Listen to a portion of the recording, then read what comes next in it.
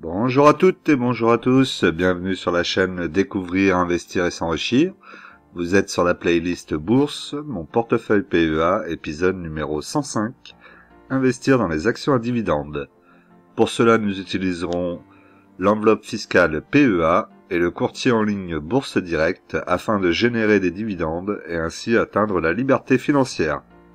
Allez, c'est parti, on y va!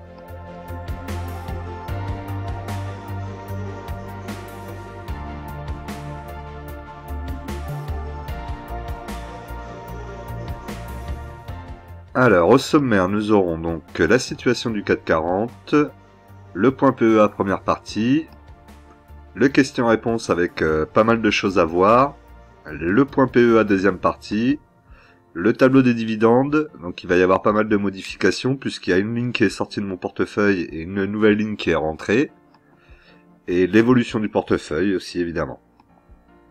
Mais comme d'habitude, je vous rappelle que l'investissement en bourse peut provoquer une perte partielle ou totale de votre capital. Vous ne devez en aucun cas copier ou reproduire mes prises de position. Je ne suis pas un conseiller financier, mais un particulier qui investit en bourse à titre personnel.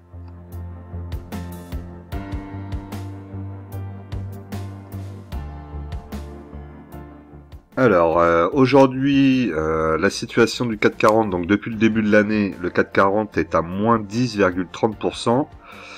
Et donc 6416,44 points. Bon là on a eu une belle poussée sur la fin de semaine, liée principalement, si j'ai bien compris, au fait que la Chine va calmer un petit peu sa politique de zéro Covid. Donc c'est-à-dire que jusqu'à présent la Chine, dès qu'il y avait un cas Covid, tout le monde était mis en quarantaine, et donc a priori il serait sur le point de lâcher un peu du lest par rapport à ça et laisser un petit peu plus les Chinois vivre, même s'il y a le Covid. Donc voilà, donc les marchés apprécient, ça pourrait relancer un peu la dynamique, ça pourrait relancer la Chine aussi, qui est quand même aussi un pays qui tire l'économie des autres pays aussi évidemment. Donc voilà pourquoi là on a eu sur la fin de semaine des situations du CAC 40 un petit peu plus favorables. Si on regarde en situation journalière, donc on est ici, on voit qu'on arrive quand même sur un biseau, là vous voyez le support ici en vert pointillé et la résistance au-dessus. On est bien au-dessus de la moyenne mobile 20 périodes et 50 périodes qui se trouve ici. Et on voit que la moyenne mobile 20 périodes est en train de repasser au-dessus de la moyenne mobile 50 périodes, ce qui ramènerait une tendance haussière sur court terme. Donc on va voir jusqu'où on pourrait aller. Si on regarde par rapport au graphique, on peut se dire peut-être qu'on peut au moins venir jusque sur la résistance ici. On pourrait remonter encore un petit peu.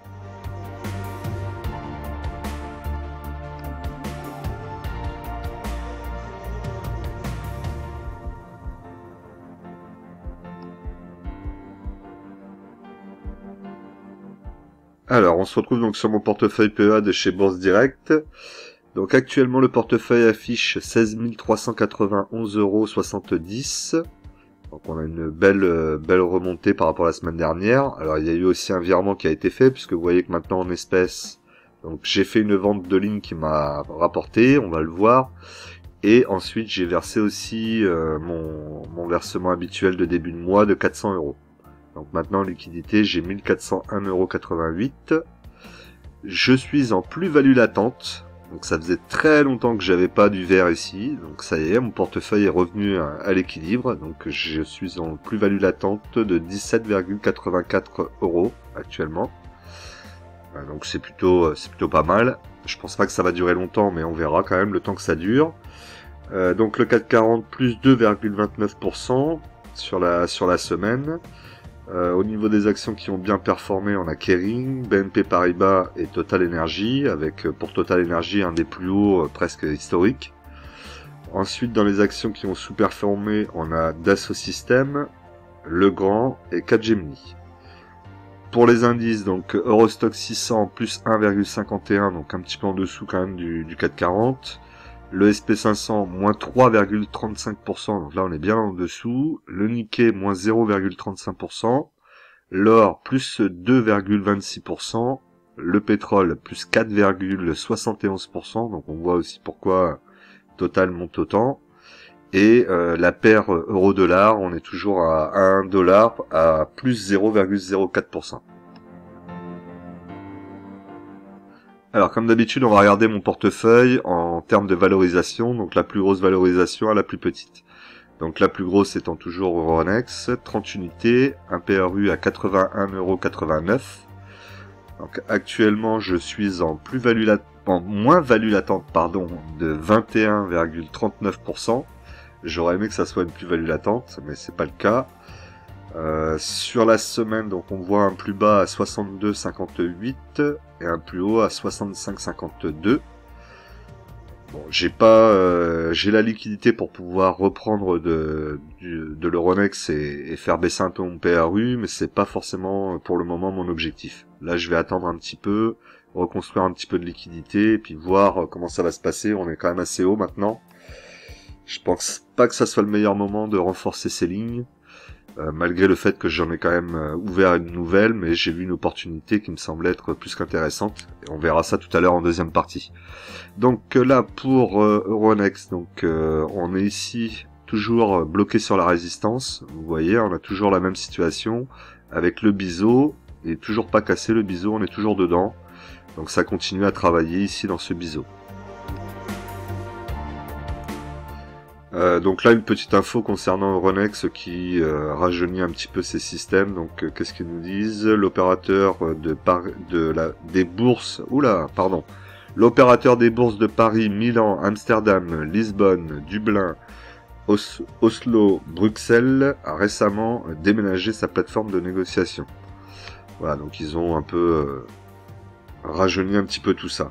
Donc c'est pas plus mal. Vous voyez quand même qu'Euronext est sur beaucoup de plateformes. Ils ont beaucoup de marchés boursiers à vendre et du coup c'est quand même intéressant.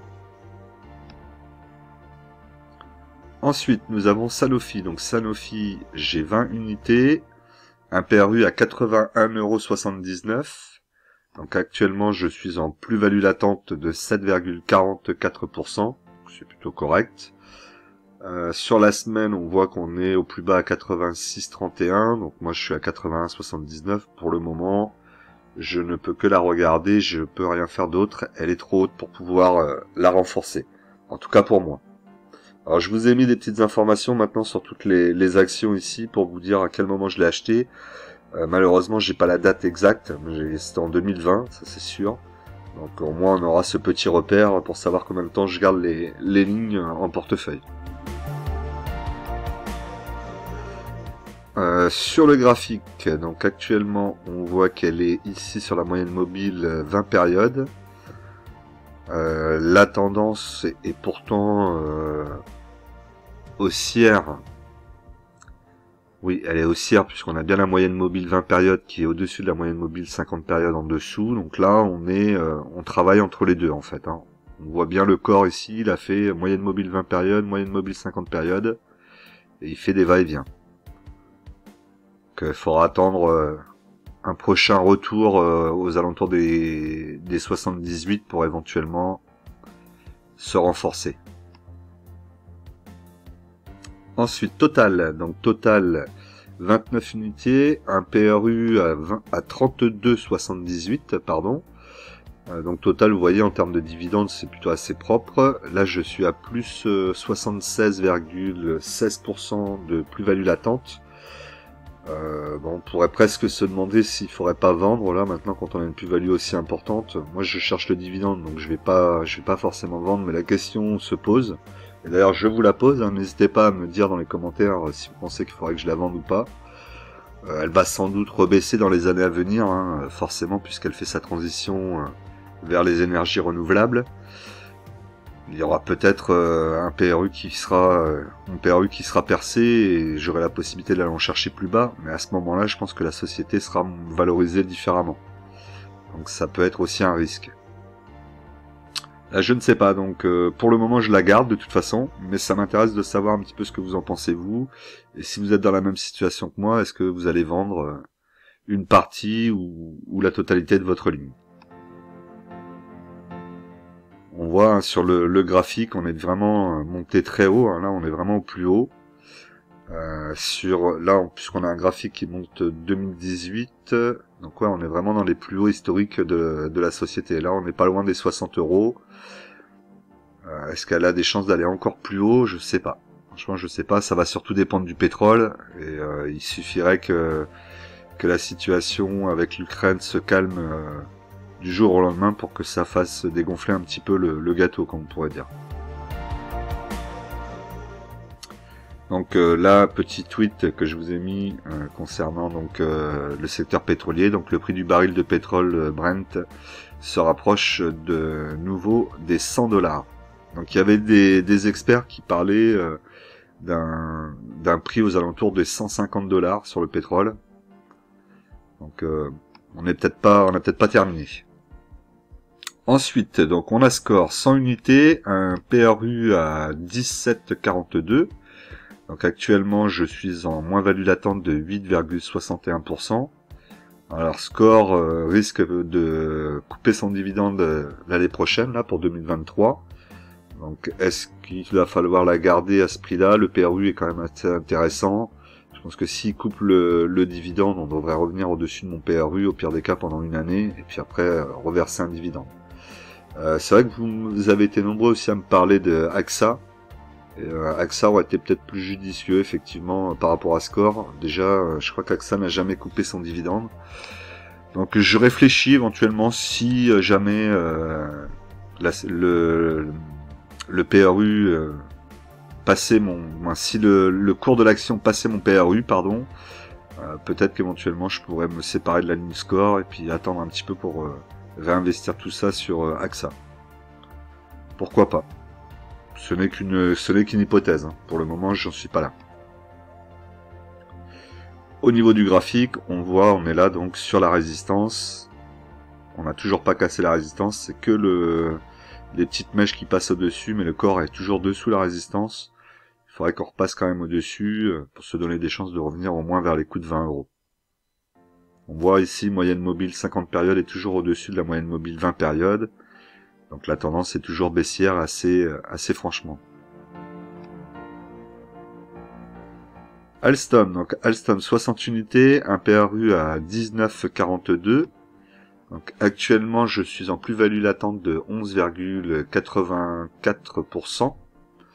Alors c'est pas forcément le dividende, en tout cas pas pour le moment. Là on joue un dividende qui va grossir dans les années à venir, ça c'est sûr, je l'espère en tout cas. Et aussi le fait qu'avec Bombardier, une fois qu'ils vont avoir résolu les problèmes des contrats un petit peu limite qu'a signé Bombardier, la société devrait reprendre de la croissance et j'espère le dividende avec. On est quand même sur un dividende qui est un rendement à 1%, c'est pas extraordinaire, mais bon, c'est vraiment du long terme. Au niveau du graphique, qu'est-ce qu'on peut voir? Donc, on peut voir que pour le moment, on est quand même très très bas. On est pratiquement au plus bas de ce qu'a pu faire Alstom sur les 10 dernières années au moins, même voire plus, hein, puisqu'on peut revenir jusqu'à 2008. Et là, on a de grosses accélérations en ce moment. Vous voyez la bougie là ici, elle a repris complètement la bougie qui était à la baisse, et on a explosé là, en l'espace d'une semaine quasiment, Alstom monte énormément. Ce qui fait peur, c'est qu'on arrive sur une zone de résistance ici en pointillé rouge, et aussi qu'avec une forte poussée comme ça, il va forcément y avoir des actionnaires qui vont prendre leur profit, et qui vont vendre, et l'action pourrait redescendre. Alors après, est-ce qu'elle va revenir à mon PRU? Je ne sais pas, et si jamais elle revient en dessous, je vous l'ai dit, mon objectif c'est d'en avoir 100 et après de plus toucher. Donc pour le moment, j'ai encore un peu de marge pour en racheter. Airbus, donc Airbus 10 unités, un PRU à 95,75. Donc Airbus, j'ai eu plusieurs occasions là de renforcer bien en dessous de mon PRU, hein, même pratiquement en dessous, aux alentours des 80 euros. Je l'ai pas fait, c'est dommage, j'avais pas la liquidité à ce moment-là. J'espère que j'aurai d'autres occasions, j'en aurai forcément d'autres occasions. En investissement long terme, je suis sur, je vous l'ai dit, hein, au moins 21 ans d'investissement, donc j'aurai forcément d'autres opportunités, ce n'est que partie remise. Malgré tout, je suis toujours en plus-value latente de 19,06%, plutôt très correct. Au niveau du graphique, on a ici la résistance qui a été cassée par le corps, donc j'espère que ça va tenir ici.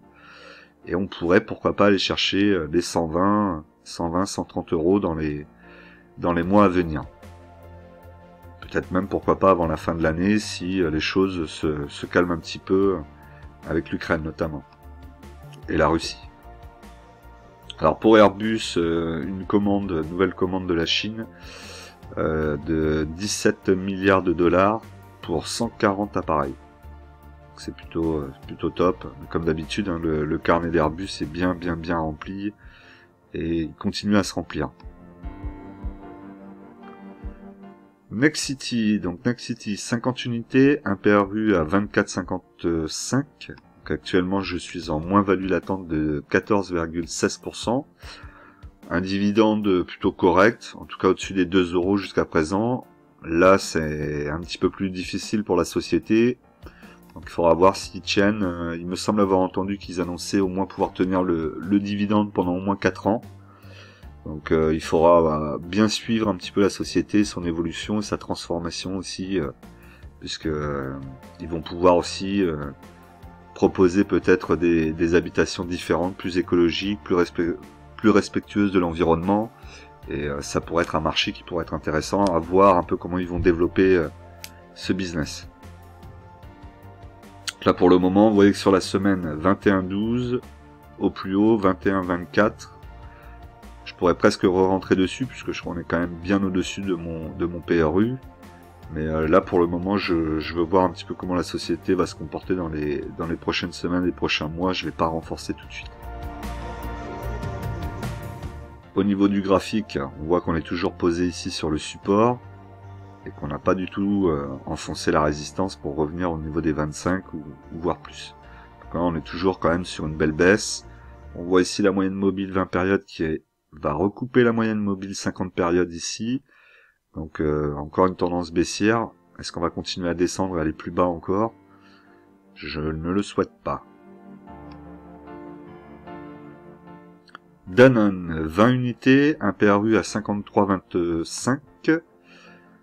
Actuellement, je suis en moins-value latente de 6,04%. Danone est une société que j'aimerais bien renforcer. J'ai pas grand chose encore pour le moment, hein. J'ai que 20 unités, donc je peux en principe faire descendre mon PRU assez facilement.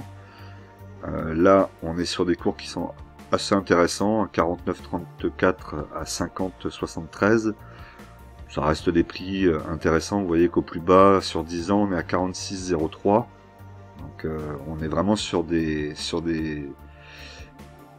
points bas de l'action sur les 10 dernières années. Vous voyez d'ailleurs, hein, on est revenu sur un support assez important de longue date qui avait été travaillé en 2009. Donc c'était pas hier. Hein. Donc c'est vrai que là c'est plutôt tentant de se dire on est sur de bonnes bases pour construire sa ligne et ensuite attendre pour qu'elle revienne peut-être un petit peu plus au niveau des 60 euros par exemple. Donc ce sera peut-être une action où il faudra que je renforce une dizaine d'actions déjà dans un premier temps et après on verra. D'ailleurs, sur un petit tweet donc du Figaro, Danone, la force du pricing power face à la baisse des volumes. Donc c'est la capacité pour l'action de pouvoir augmenter ses prix sur ses produits et du coup continuer à gagner de l'argent et à continuer à grossir un petit peu. En tout cas pas en perdre. Ça c'est important. Alors comme d'habitude, c'est le moment où si ce que vous voyez vous plaît, de vous abonner, de cliquer sur la cloche pour être au courant des dernières vidéos qui sortent, de me mettre un like, objectif 150 likes, on est plus très loin maintenant, donc un petit effort. Si vous mettez pas de like d'habitude, mettez-en un cette fois-ci, on peut y arriver. Et comme d'habitude, des commentaires, n'hésitez pas. Je suis très content là au niveau du question-réponse, on va le voir là rapidement. Vous avez été nombreux à me poser pas mal de questions et vous êtes plutôt intrigués par la question que je vous ai posée. La question qui vous a été posée sur mon YouTube. Donc on va la voir tout de suite. Et là, ici, c'est si jamais vous voulez me rejoindre et soutenir la chaîne, vous pouvez rejoindre et soutenir la chaîne pour 1,99 €. Voilà, vous pouvez arrêter le prélèvement quand vous voulez, hein, c'est sans engagement.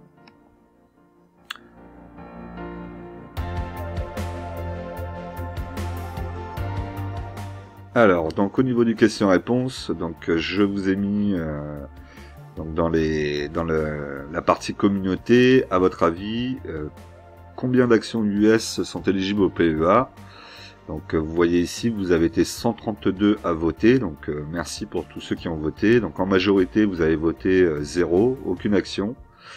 US éligible au PEA, donc 60%, 15 à 18%, donc 15 actions qui seraient éligibles, 32 actions éligibles 7%, 59 8% et 87 8% à avoir voté.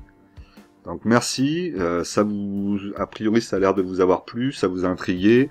Vous essayez plusieurs d'entre vous ont essayé d'avoir la réponse avant aujourd'hui, et donc bon moi je trouve que c'était plutôt sympa. Alors la réponse, vous l'avez ici, il y a en réalité 87 actions US éligibles au PEA. Donc ça paraît assez surprenant, mais en fait si vous regardez ici, vous voyez, hein, on est bien sur Bourse Direct. Vous avez bien ici dans le filtre activité États-Unis et PEA oui. Et donc vous avez toute une liste d'actions. Alors là je vous les ai pas montrées, je vais pas toutes vous les montrer, hein, je vous laisserai aller regarder. Mais toutes ces actions là sont éligibles au PEA. Pourquoi? Parce qu'elles ont une double cotation, tout simplement. Et donc en fait lorsque vous allez sur une action, vous l'avez déjà remarqué, même sur les actions éligibles au PEA du CAC 40, quand vous allez dessus, vous avez souvent plusieurs informations et plusieurs marchés possibles. Ben là, c'est exactement la même chose. Donc là, on est coté au USA, USD, vous le voyez ici. Et si vous regardez ici dans les caractéristiques, vous voyez marqué éligible au PEA, oui, ici.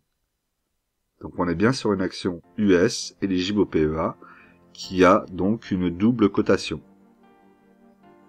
Là, vous allez voir donc l'action US ici, donc sur le marché américain, donc à New York, et la même action sur le marché européen en Allemagne. Et donc vous pouvez très bien avoir cette action sur votre PEA. C'est la même société, sauf qu'elle est cotée sur deux places différentes, deux places de marché différentes. Et donc voilà. Alors c'est évidemment pas les grosses sociétés américaines comme Apple ou Disney ou Coca-Cola que vous allez retrouver avec des doubles cotations sur les marchés européens, mais vous avez quelques sociétés, notamment Caterpillar, qui me semble qui a la double cotation aussi, qui est une société très intéressante aussi hein, sur le Dow Jones, que vous pouvez mettre sur votre PEA. Donc ça peut être aussi très intéressante. Et il y en a vraiment plusieurs comme ça. Bon là vous voyez 87 actions. Donc ce n'est pas rien hein, quand même. Hein. Et donc ici, vous voyez ici l'action, elle est en euros, puisque là on va être sur le marché allemand, vous le voyez ici. On a bien l'action cotée avec l'autorisation d'être éligible au PEA ici, donc vous pouvez bien la rentrer. Et si vous regardez ici, vous avez donc la place de cotation États-Unis et autre indice, vous avez donc le PEA. Et pourtant c'est bien indice boursier SP500, SP100 pardon. Et vous avez ici que des indices, autres indices qui sont des indices américains. Voilà, donc c'est possible, c'est tout à fait possible, il suffit juste de regarder les doubles cotations que vous avez. Alors, énormément d'entreprises américaines, comme ça, sont cotées principalement avec les bourses en Irlande, puisque souvent ils ont une double cotation dans les pays qui ont des avantages aussi fiscaux. Hein. Donc on a beaucoup l'Irlande, les Pays-Bas forcément, et après quelques autres pays. La France, je pense pas qu'on en ait beaucoup vraiment qui soient cotés sur le marché de français, on va dire. Voilà pour la réponse. Allez, n'hésitez pas à mettre des petits commentaires par rapport à tout ça, c'est toujours intéressant. Alors, on continue. Donc maintenant, c'est Nicolas. Si vous voulez en savoir un petit peu plus sur, d'ailleurs, sur les actions cotées aux États-Unis et aussi éligibles au PEA, n'hésitez pas à me le mettre dans les commentaires. Je verrai si je peux vous faire une petite vidéo ou quelque chose de plus détaillé. Alors maintenant, Nicolas. Donc Nicolas qui me met, en fait, tu es d'accord avec les... Alors ça, c'était plus quelqu'un qui n'était pas forcément d'accord avec moi, et c'est très bien aussi qu'il y ait des avis divergents, donc c'est pour ça que je l'ai mis. Donc, alors, il me parle par rapport à la grève pour les mecs d'Airbus, que j'avais dit qu'ils avaient fait grève et qu'ils avaient touché 1500 € du coup. Donc, en fait, tu es d'accord avec les grèves seulement si les mecs sont payés en cailloux, c'est ça. Les mecs d'Airbus ont 1000 fois raison, ce sont eux et eux seuls qui produisent la valeur. Ok, donc je l'ai mis parce que ça m'a un petit peu dérouté. Alors après, Nicolas, tu es peut-être tombé sur mes vidéos par hasard et tu t'intéresses peut-être pas à l'investissement. Mais si tu t'intéresses à l'investissement et tu t'intéresses à la bourse, en tout cas, à mon avis, et je peux aussi me tromper, hein, je ne suis qu'un être humain, mais à mon avis, ta façon de voir les choses, elle me semble vraiment complètement erronée. Parce que oui, ce sont les employés d'Airbus qui fabriquent les avions, sur ça on est d'accord. Mais pour fabriquer les avions, il a fallu aussi qu'il y ait des gens qui viennent investir. Et qui viennent investir beaucoup d'argent et qui prennent énormément de risques. Et ça, il faut pas l'oublier. Alors même si maintenant c'est une entreprise qui est cotée au 440 et qui n'est peut-être plus une société familiale comme ça a pu l'être au départ et qu'il y a plein de PDG qui changent à chaque fois, ça n'empêche qu'il y a c'est quand même une société où il a fallu mettre énormément d'argent dedans. Il y a autre chose, c'est un ensemble. Voilà, ce que j'essaie de t'expliquer, c'est que c'est un ensemble. C'est pas les ouvriers qui sont les seuls responsables, les seuls qui produisent de la valeur. C'est faux. C'est complètement faux. Bien au contraire, c'est complètement faux. Les ouvriers, ils produisent les avions pour les vendre, mais pour pouvoir produire ces avions et pour que eux ils aient du travail, il faut qu'en amont tout le travail soit fait par la direction, par le PDG qui prenne les bonnes décisions au bon moment, qu'il ait la bonne stratégie, que l'argent injecté elle soit utilisé dans de bonnes façons. Il y a énormément d'entreprises qui disparaissent du jour au lendemain. Et malgré tout, les employés, les ouvriers étaient très compétents, il n'y avait pas de problème là-dessus. Et ils produisaient, et pourtant, le fait qu'ils produisent de la valeur, ça n'a pas suffi. Donc non, ça me paraît bizarre d'avoir une réaction comme ça quand on s'intéresse à la bourse, et quand on s'intéresse un petit peu à l'économie et à tout. C'est trop, ce que je veux dire, c'est que ton message, il est trop que d'un sens. C'est ça que je trouve assez bizarre. Il y a pas de... Bon, voilà. Tu vois, je sais pas si tu comprends ce que tu voulais dire. Après, tu peux avoir cet avis-là, hein, il n'y a pas de problème. Chacun son avis, mais ça me paraît bizarre de se dire que c'est que les ouvriers qui produisent de la valeur dans une entreprise et que les autres ils servent à rien. C'est faux. C'est faux. Ils produisent de la valeur, oui, ça c'est vrai. Il n'y a pas de problème, il y a besoin des ouvriers pour que l'entreprise puisse se développer aussi, ça c'est sûr. Mais pour en arriver là, il faut aussi comprendre qu'il a fallu des gens qui soient aux manettes de cette société, qui prennent des décisions, qui investissent de l'argent, du temps, qui prennent des risques pour en arriver à ce qu'aujourd'hui, il y ait des ouvriers qui puissent produire des avions. Voilà. Et beaucoup d'autres choses. Donc c'est pas juste les ouvriers, c'est un ensemble de choses qui font que. N'hésitez pas à me dire d'ailleurs en commentaire ce que vous en pensez, si vous avez un avis divergent, n'hésitez pas à me le dire. Ensuite, donc un message aussi, donc vidéo intéressante dans l'ensemble, je pense que vous devriez mettre en place un graphique qui montre l'évolution de votre portefeuille avec son indice de référence 440 par exemple. Cela vous donnera un bon indicateur pour savoir si vous faites mieux que l'indice ou pas. À titre d'information, plus de 90% des investisseurs particuliers ou institutionnels font moins bien que les indices. La question à se poser, ne serait-il pas judicieux de mettre en place un ou deux simples ETF et d'investir dessus sur une base régulière. Rien que pour les frais et la diversification, cela vaut le coup à long terme. Conseil de Warren Buffett et de John Boglin. Bonne continuation. Je te remercie. Donc vous me mettez pourquoi pas investir dans les ETF. Alors déjà, je vous le dis, je suis pas super fan des ETF.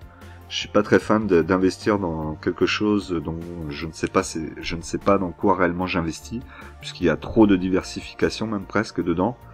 Vous n'êtes pas maître de votre investissement.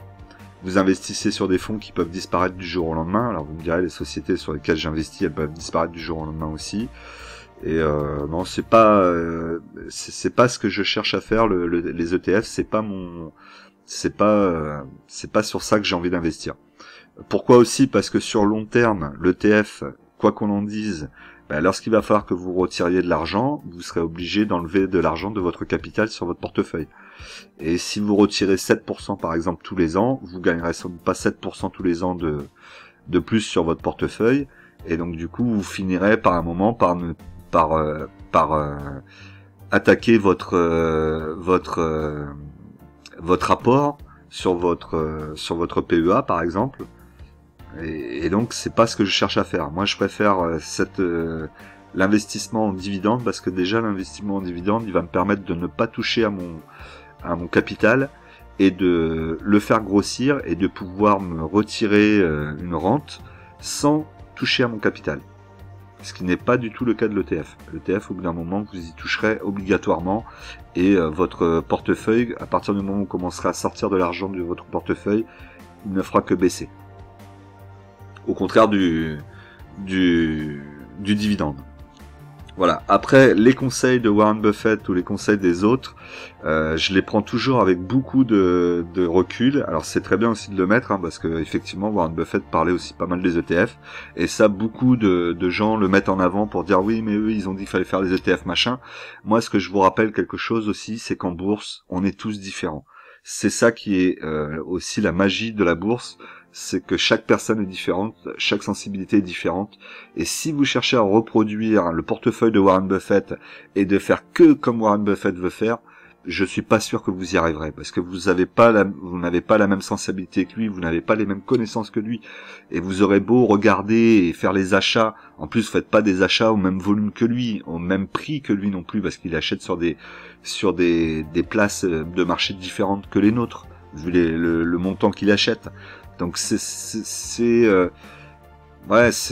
on peut s'en inspirer, mais après il faut faire avec sa propre sensibilité. Voilà, donc ça c'est pour ça que je voulais te dire ça. Ensuite, pour ce qui concerne l'indice, donc ce que je voulais te montrer, c'est que j'ai un tableau, donc je vous le montre jamais, mais là je vais vous le montrer. Le tableau qui me permet de suivre en fait tout ce que je fais dans l'année et où j'en suis. Donc là ici, vous voyez 2020, 2021, 2022. À chaque fois que j'ai mis de l'argent sur le compte, donc c'est noté ici, c'est rajouté. Ici, donc, je peux voir le montant du portefeuille à la fin de l'année. Donc, vous l'avez pour 2020, 2021, il est là actuellement. Ici, vous avez ma performance. Donc, vous voyez qu'en 2020, j'ai fait 33,14%. Et donc là, vous voyez que j'ai surperformé mon indice de référence, qui est le 440, qui lui avait fait 7,14% sur 2020. Alors après 2020, c'est un peu facile de vous montrer ça. Il y a eu le Covid et tout ça. Je suis arrivé juste après le Covid. Vous voyez, en mois de mai, et donc du coup, j'ai eu juste un peu à attendre et mon portefeuille a explosé. Donc ça s'est fait un peu tout seul, et on a été plusieurs dans cette situation-là, donc on va pas se mentir.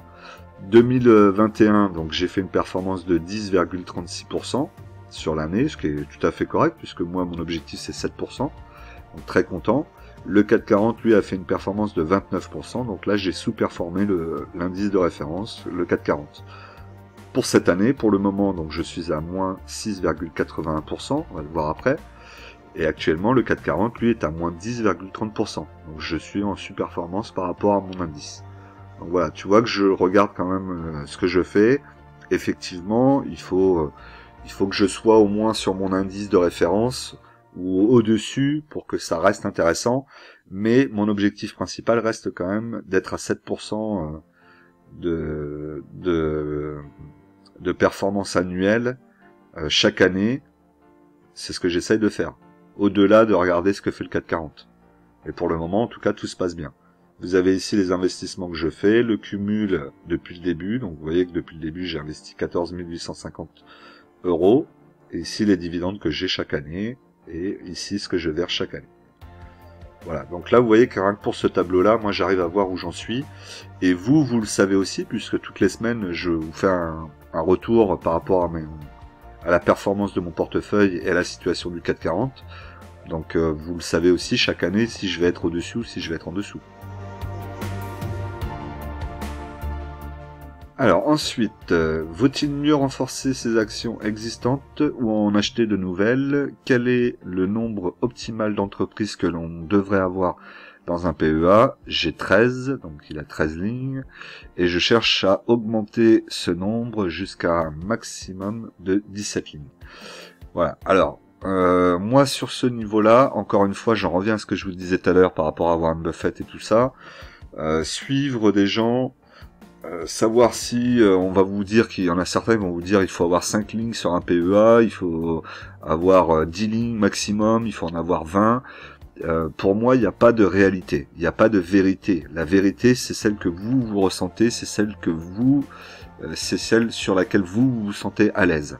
Si vous vous sentez à l'aise quand vous avez 5 lignes sur votre PEA et que tout se passe bien, eh ben tant mieux. Si vous vous sentez à l'aise avec 20 lignes sur votre PEA, eh ben tant mieux. Vous verrez de toute façon ce qui va se passer, c'est ce que moi, et ça se passe sur mon portefeuille actuellement, et de façon naturelle sans que je le veuille vraiment, c'est qu'au début j'avais un petit peu plus de lignes, je crois que j'étais à 25 lignes, si vous regardez mes premières vidéos, d'ailleurs n'hésitez pas à aller les voir, hein, vous verrez les changements, et aujourd'hui je suis à 17 lignes, 17-18 lignes. Et j'ai baissé progressivement mes lignes de façon naturelle, sans me forcer, sans m'imposer quoi que ce soit, parce que je me sens plus à l'aise là maintenant, tout simplement. Et je pense qu'avec le temps, on se sent de plus en plus à l'aise et on peut peut-être avoir un petit peu moins de lignes. Et puis peut-être qu'il y a un moment où on se dit bon bah là je suis par exemple à 10 lignes. J'ai investi 50 000 euros. Ben moi 10 lignes à 50 000 euros, je suis bien, je suis tranquille, ça me convient. Et ben je reste comme ça. Voilà. Donc encore une fois, c'est avec le temps que ça va venir. N'écoutez pas ce qu'on vous dit, ressentez sentez vous-même comment vous êtes. Si vous êtes à l'aise avec 10 lignes, bah faites 10 lignes. Et si c'est plus, faites plus. Voilà. Écoutez-vous. C'est vraiment au début, il faut s'écouter. Bon, évidemment, ne rentrez pas 40 lignes, hein, sinon ça sert à rien. Là, à ce moment-là, on en reviendra peut-être à ce qu'on nous a dit tout à l'heure et aller sur un ETF. Mais jusqu'à 20 lignes, je pense que jusqu'à 20 lignes au début, ça peut être plus facile à gérer peut-être. Après, attention, quelle 20 lignes, faut pas rentrer sur des actions un petit peu bancales. Donc voilà. Donc c'est pour ça que c'est difficile de répondre à ça. Vraiment, il faut que tu t'écoutes, il faut que tu fasses avec la situation comme toi tu la ressens. Donc si t'es pas à l'aise avec tes 13 lignes parce que tu trouves que t'en as pas assez, re-rentre quelques lignes, mais ne t'oblige pas à te dire oui, il me faut 17 lignes obligatoirement parce qu'on m'a dit qu'il me fallait 17 lignes. Là, ça serait contre-productif. Si actuellement tes 13 lignes te conviennent et que tu es bien avec tes actions, que tu dors tranquillement et que tu es sûr de tes actions, ben tu peux rester sur 13 lignes et te dire ben je les renforce plutôt que d'aller en chercher d'autres. Ça, c'est vraiment comme vous vous sentez. Et ça peut être aussi au début on construit son portefeuille et puis petit à petit on se dit bah tiens j'ai pas ces actions là, j'ai pas d'action de luxe par exemple. Pour moi j'avais pas d'action de luxe, donc il faut que je rentre une action de luxe. Une opportunité se présente pour sortir d'un secteur, ben je l'ai fait, je suis sorti d'un secteur et voilà, et votre portefeuille il se transforme aussi un petit peu avec le temps.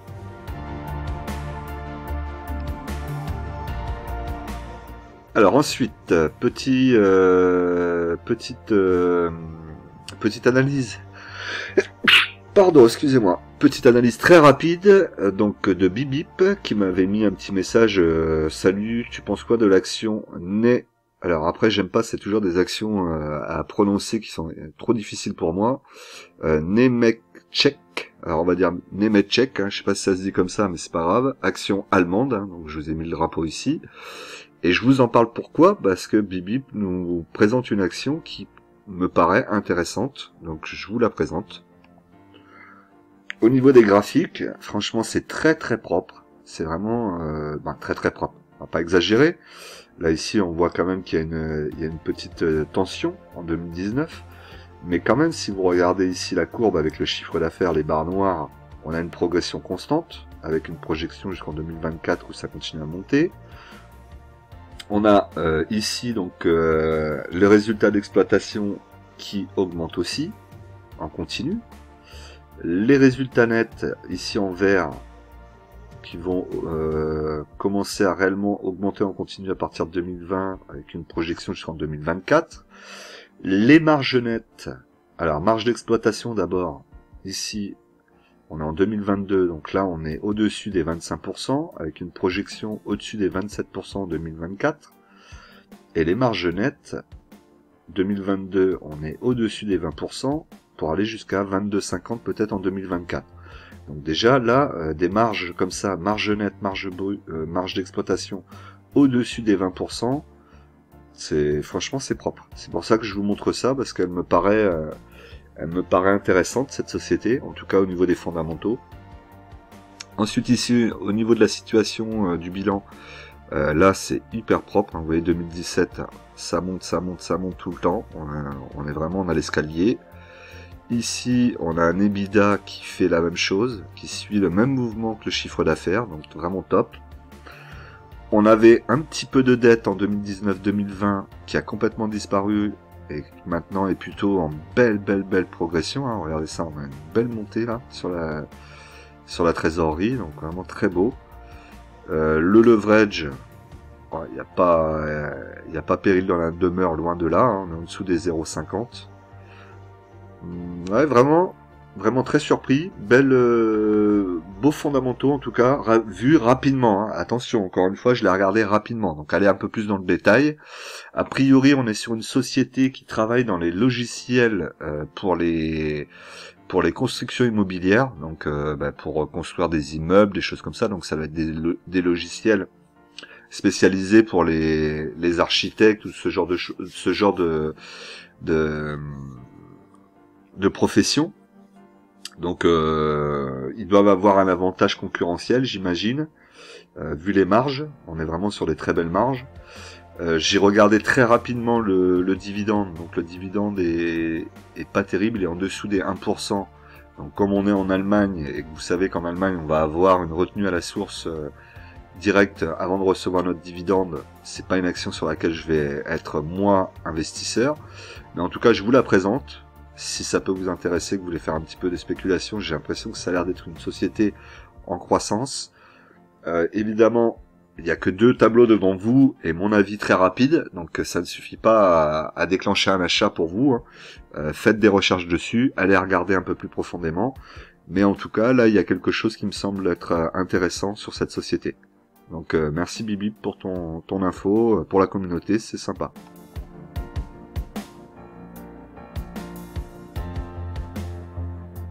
Alors ensuite, on a Vinci. Donc Vinci 10 unités, un PRU à 80,97. Donc actuellement, je la garde parce que c'est une très belle société. J'aimerais bien pouvoir la renforcer. On a des fondamentaux qui sont plutôt intéressants. Un rendement à 3,5%. C'est la seule action cette année qui n'est pas passée sous son PRU, je crois. Oui, il me semble que c'est ça. Elle n'est pas passée sous son PRU. Ah si, un tout petit peu, pardon, je dis une bêtise. Je suis en train de regarder là, je vois 80-84, mais je l'avais pas vu. En tout cas, elle a bien tenu cette année avec Total. Là, elle repart, hein, vous voyez, je suis en plus-value latente de 18,55%. Plutôt très correct. Le graphique est propre, ça monte ici, ça travaille. On a un support ici qui est posé. On a la résistance bien plus au-dessus des 100 €. Hein. On est plutôt aux alentours des 110. Donc pour le moment, il n'y a qu'à attendre. J'aimerais bien me renforcer d'ailleurs. Alors je vous mets ça concerne pas directement et ça parle pas de Vinci, mais en tout cas ça va forcément les concerner. Donc première autoroute sans barrière de péage ouvre en allié. Donc ce qui va se passer, c'est qu'en fait ça va être avec les caméras. Donc les caméras vont capter toutes les voitures qui vont passer avec leur plaque d'immatriculation. Ils vont avoir accès à nos données, donc à notre nom sans doute, à des données un peu personnelles, qui vont pouvoir stocker. Et ils vont pouvoir, grâce à ça, regarder nos habitudes sur l'autoroute. Donc combien de fois on va s'arrêter, est-ce qu'on va s'arrêter, à quelle vitesse on va rouler, et ben ils vont peut-être aussi pouvoir savoir combien de fois vous vous arrêtez sur l'aire de repos, est-ce que vous allez acheter quelque chose, qu'est-ce que vous achetez, et stocker toutes ces données pour pouvoir ensuite les revendre derrière. Donc là, il y a un marché monstrueux qui va s'ouvrir pour toutes les sociétés qui gèrent les autoroutes. Donc Vinci en fait partie, c'est pour ça que je vous en parle. Et donc là, il risque d'y avoir aussi une augmentation des autoroutes, puisque la technologie, il va falloir la payer, et de la croissance, peut-être de la croissance supplémentaire, ou en tout cas de la croissance organique supplémentaire pour Vinci. Donc très bonne nouvelle pour Vinci, peut-être moins bonne pour nous les utilisateurs de la route, mais voilà, on arrive dans une nouvelle ère encore et on est de nouveau toujours plus filmé, regardé, scruté, et tout ce qu'on fait au final, toutes nos données sont intéressantes pour les sociétés pour pouvoir les revendre après derrière. Donc que voulez-vous, c'est comme ça, on rentre dans ce monde. On y est même bien rentré, mais ça s'accélère quand même. Alors ensuite, Orange, 72 unités, un PRU à 9,47. Actuellement, donc je suis en plus-value latente de 3,02%. Pardon. Quoi dire sur Orange? Pour le moment, j'attends. Les prix, j'aurais pu en prendre à 9,08. Je cherche plutôt à aller en dessous des 9 euros. Donc pour le moment, on a un support qui est quand même assez solide aux alentours des 9,12, 9,8. On verra s'il arrive à le casser à un moment ou un autre. Peut-être qu'avant cela, je serais peut-être déjà sorti. On verra. Pour le moment, je la garde. Le rendement est intéressant, mais je reste quand même méfiant. On est un peu dans la même situation que certaines sociétés qui coupent leurs dividendes du jour au lendemain. Donc on reste quand même méfiant. Pour le graphique, ici, on a toujours la résistance qui nous bloque. On est passé un tout petit peu au-dessus. Je sais pas si ça va suffire. En tout cas, on voit la moyenne mobile 50 périodes toujours au-dessus de la moyenne mobile 20 périodes. Donc la tendance reste quand même à la baisse. On pourrait revenir déjà dans un premier temps sur ce support ici en pointillé baissier. On va voir. On va voir si ça arrive à passer réellement au-dessus de cette résistance et que la résistance devienne support. Auquel cas là, on aura un biseau qui va se présenter devant nous, où cette résistance en pointillé deviendra support et la résistance ici. C'est pas encore le cas. Crédit Agricole, donc 60 unités, un PRU à 9,73. Actuellement, je suis en moins-value latente de 1,06%. Donc là, pas grand-chose à faire. Hein. Sur la semaine, 9,08 à 9,73. On attend et on attendra des opportunités plutôt aux alentours des 8,15. Comme on a pu voir il y a un mois. À ce moment-là, j'avais pas la liquidité, mais là, c'est vrai que j'aurais pu en reprendre une quarantaine facilement. Là, c'est un très bon prix, 8,10 pour entrer. Sur le graphique, on a la moyenne mobile 20 périodes au-dessus, là. Elle est au niveau de la résistance, on la voit ici. Et la moyenne mobile 50 périodes en dessous. On a la bougie est posée sur la moyenne mobile 50 périodes. La tendance est à la hausse, même si c'est pas flagrant, mais en tout cas on a une petite tendance haussière qui pourrait suivre là cette résistance, et là on est plutôt dans une situation d'achat hein, quand même, hein, puisque là on le voit bien, quand on est sous cette résistance, ça arrive assez peu. Ouais, donc là ici on est quand même dans une situation intéressante pour acheter et renforcer éventuellement, mais attendez quand même en dessous des 9 euros. En tout cas, moi, je vais attendre en dessous des 9 euros, ça c'est certain. Air Liquide, donc actuellement 3 actions, un PRU à 132,39.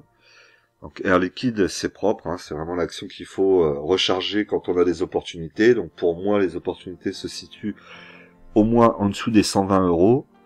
Vous voyez là, au niveau des dividendes, hein, ça monte tout le temps quasiment, vraiment bien. Là, je suis actuellement en plus-value latente de 0,40%. Sur la semaine, 126,72 à 134,28. Pas vraiment d'opportunité. On en a eu le mois dernier et on en aura d'autres à venir sur 2023, c'est certain. Belle action. On attend les retracements. qu'elle revienne ici au niveau de la moyenne mobile 50 périodes. Hein. Vous voyez qu'actuellement elle serait autour des 115 euros. Là c'est parfait pour acheter. Là aujourd'hui on est au niveau de la moyenne mobile 20 périodes. C'est plus le moment de rentrer sur le dossier, il vaut mieux attendre.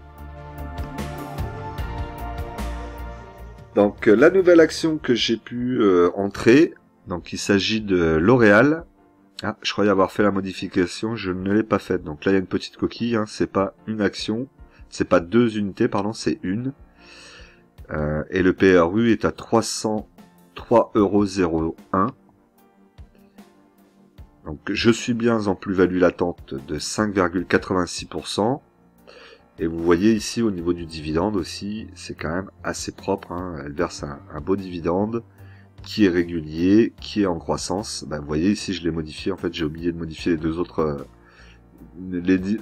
autres, diapos, pardon. Donc là, vous voyez, hein, donc le PRU 303,16 €, une action achetée, une plus-value maintenant de 5,86%. J'ai acheté au bon moment. Mon achat était fait à 301,70 €. J'avais très envie de mettre l'achat à 301 € et je me suis dit non, si elle y va pas et qu'elle va qu'à 301,50 € par exemple, je vais être dégoûté de pas être rentré dessus. Donc j'ai remonté mon ordre d'achat et en fait elle est descendue, vous voyez ici à 300,70 €, donc j'aurais pu chercher un petit peu plus bas. Après je vais pas me plaindre, hein, vu la remontée spectaculaire qu'elle a faite juste derrière. Je suis plutôt ravi d'être rentré à ce moment-là.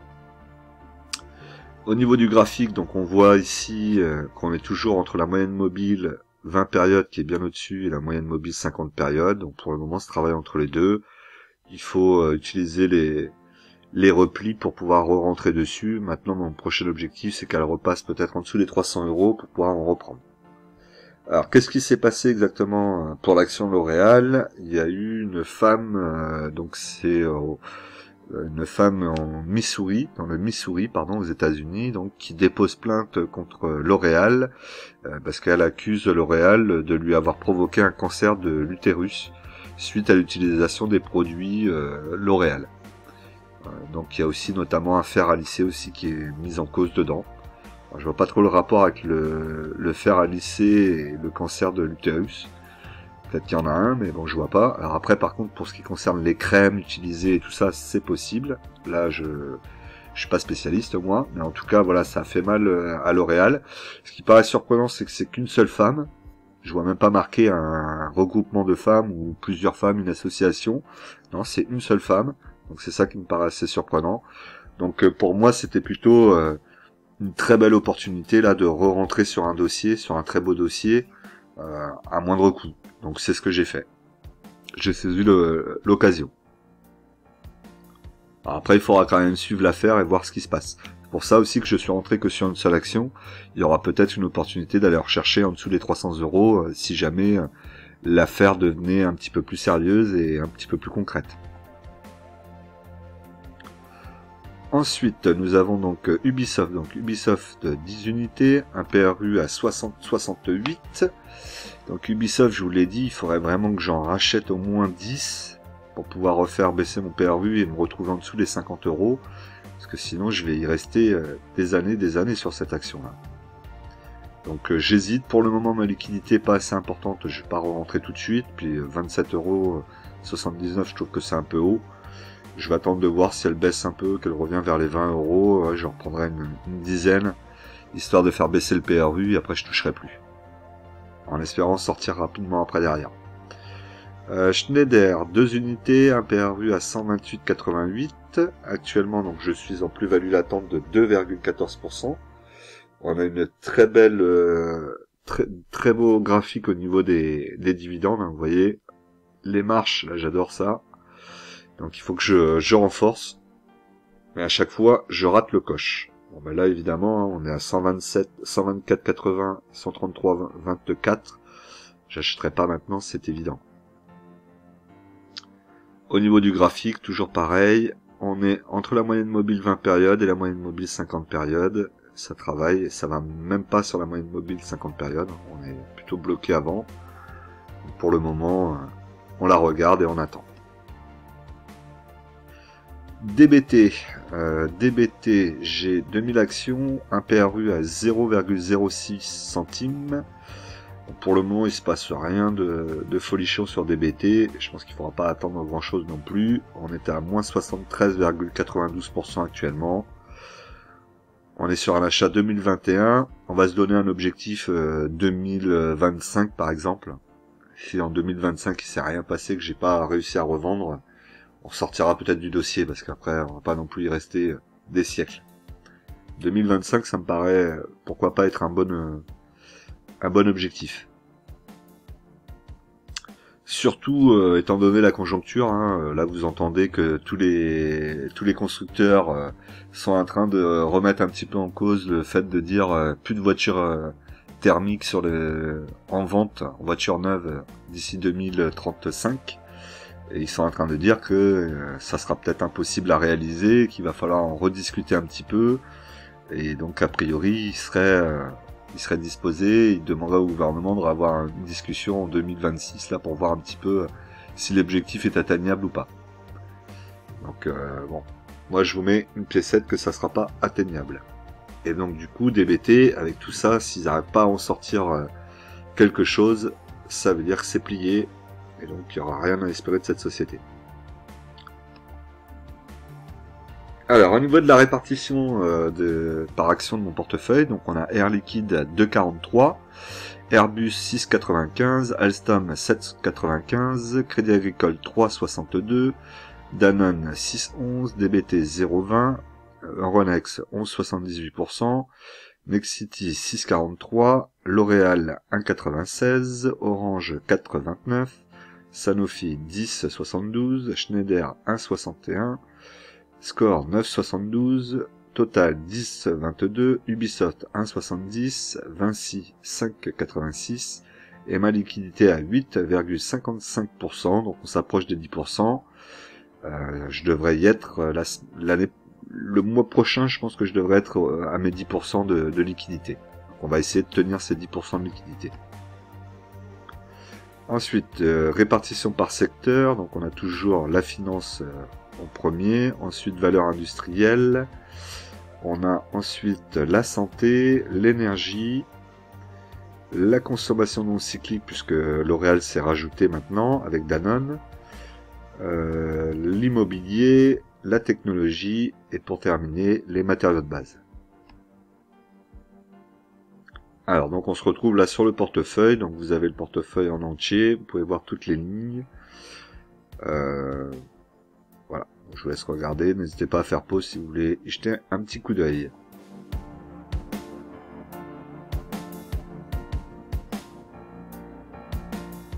Alors ici, historique de compte, donc, je vous montre bien, donc il y a le virement ici qui a été fait, donc les 400 € évidemment. L'Oréal, donc l'achat, 301,70 €, c'est bien ce que je vous disais. La TTF, 0,91. Et ensuite, donc l'action que j'ai vendue, vous l'avez sans doute remarqué pendant que je déroulais mon portefeuille, en tout cas pour ceux qui me suivent, il s'agit de Eutelsat, donc j'ai enfin pu sortir à 10,16 €. Donc à la base j'avais mis un ordre à 10,08 €, je sais pas si vous vous rappeliez, et j'ai regardé le graphique journalier, j'avais le sentiment qu'on pouvait aller chercher le gap qui était aux alentours des 10,28 €, et en discutant avec certains d'entre vous, notamment sur Telegram, et notamment Maxime, qui m'a dit que bon, bah, c'était peut-être le moment de vendre, que peut-être pas aller chercher aussi loin, que là on avait déjà une plus-value. Effectivement, je me suis dit c'est ridicule d'aller chercher, d'attendre les 28. J'étais déjà au-dessus de l'objectif que je m'étais fixé, donc j'ai vendu à 10,16, et je le regrette pas puisque elle a rebaissé. J'ai gagné largement plus que ce que si j'avais attendu le dividende, et que j'aurais pu me retrouver après dans une situation coincée. Là, c'est pas le cas. Donc j'ai récupéré plus que le dividende. Donc j'en suis ravi. Je suis sorti de la société Eutelsat. Maintenant, on verra bien ce qu'elle fait dans les années à venir. On va pouvoir la regarder tranquillement. Surtout aussi, j'ai récupéré pas mal de liquidités, puisque j'ai récupéré plus de 1000 €, vous l'avez vu. Donc vraiment très content. Et c'est aussi pour ça que j'ai pu rentrer sur L'Oréal. Donc vraiment une très belle semaine pour moi. Plutôt très satisfait. Content des échanges aussi qu'on peut avoir sur les réseaux sociaux entre nous, vous voyez, d'échanger comme ça, de discuter. Alors Maxime m'a pas dit oui, vends tout de suite, t'es fou machin, il m'a pas dit ça. On était plus dans des échanges tranquilles et ça fait réfléchir, on peut se poser certaines questions et je me suis dit c'est vrai que c'est bête d'attendre, vends maintenant, on verra bien et j'ai bien fait. Donc merci aussi à Maxime. Voilà, donc là ici vous voyez la vente qui a été effectuée, donc 10,16 € vendu, et donc j'ai gagné 99,10 €, plus que si j'avais eu le dividende ici au mois de novembre.